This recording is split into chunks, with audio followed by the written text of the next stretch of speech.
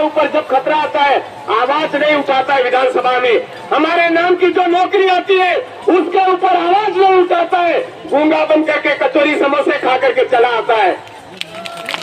इसलिए हमको इन नेताओं के ऊपर भरोसा नहीं करना है। हमको अगर विश्वास करना है तो हमारी गांव की एकता के ऊपर, हमारी गांव की ताकत को सुरक्षित करने के ऊपर, हमारी गांव के अंदर जो हमारे सामाजिक एकता उसके ऊपर वरीयता देनी पड़ेगी, तब जाकर के हमारा जल जंगल जमीन सुरक्षित होगा।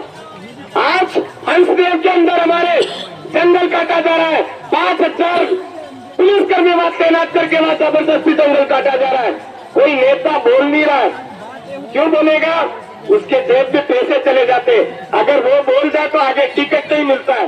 वो टिकट की चिंता ज्यादा रहती है, समाज की चिंता नहीं रहती है।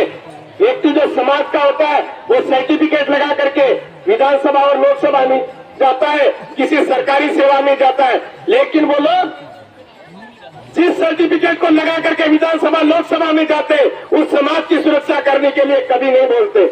इसलिए इन नेताओं के ऊपर भरोसा मत कीजिए। हमारे इन 4 राज्यों के अंदर जो हमारा अनुसूचित क्षेत्र है उसके अंदर हमारे बड़े बाप है कलेक्टर साहब, इस क्षेत्र के अंदर हमारे बड़े बाप है राज्यपाल महोदय, हमारे माए बाप है राष्ट्रपति महोदय।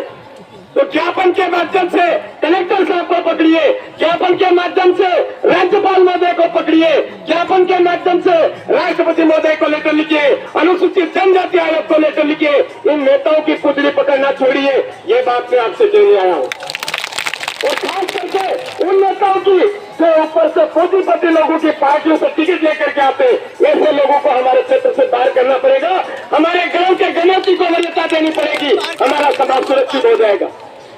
हमारा समाज अगर सुरक्षित करना है तो हमारे गांव के कमेटी को वरीयता देनी पड़ेगी, हमारे गांव के मेट कोटवाल को वरीयता देनी पड़ेगी, हमारे गांव के सीरावासी को वरीयता देनी पड़ेगी, हमारे गांव के खेड़ावासी को वरीयता देनी पड़ेगी। और हमारे गोविंदगढ़ महाराज, मामा बालेश्वर दयाल और संत सुरमल जी, महाजी महाराज की जो भक्ति है, भक्ति आंदोलन है, उनके द्वारा बताए हुए मार्ग पर हमको चलना पड़ेगा, तभी जाकर के हमारा आदिवासी सुरक्षित होगा। हमारे गोविंदगढ़ महाराज का, हमारे मामा बालेश्वर दयाल जी का, इन सब का एक सपना था भील राज कायम करना। आज राजस्थान, मध्य प्रदेश, गुजरात और महाराष्ट्र के अंदर जो भील भावनी इलाका है उसकी मांग बहुत तेज गति से जो पिछले लंबे समय से चलती आ रही है, लेकिन कांग्रेस बीजेपी के जरा सी रूंग नहीं, कुछ भी बोल नहीं रहे, सुन नहीं रहे।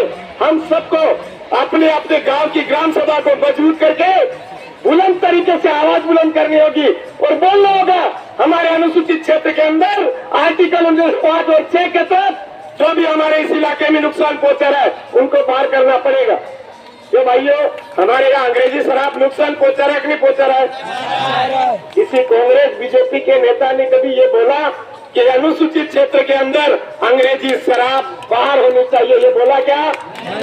नहीं बोला। तो फिर वो ढोंग चतुरे कल सुबह आएंगे, मामा जी के चरणों में नमन करेंगे, लेकिन मामा जी के सिद्धांतों के ऊपर नहीं चलते। मेरे साथी, हम मांग कर रहे हैं, लंबे समय से मांग कर रहे हैं, अनुसूचित क्षेत्र के अंदर अंग्रेजी शराब बाहर होना चाहिए, अंग्रेजी शराब भी इलाका घोषित होना चाहिए। यही हमारे मामा बालेश्वर जी की सपना था, गोविंदगढ़ महाराज का सपना था।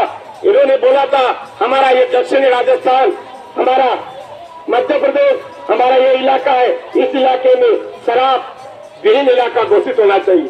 जिस दिन हमारे इस चारों राज्यों के अंदर अंग्रेजी शराब बाहर होगा उस दिन भील राज अपने आप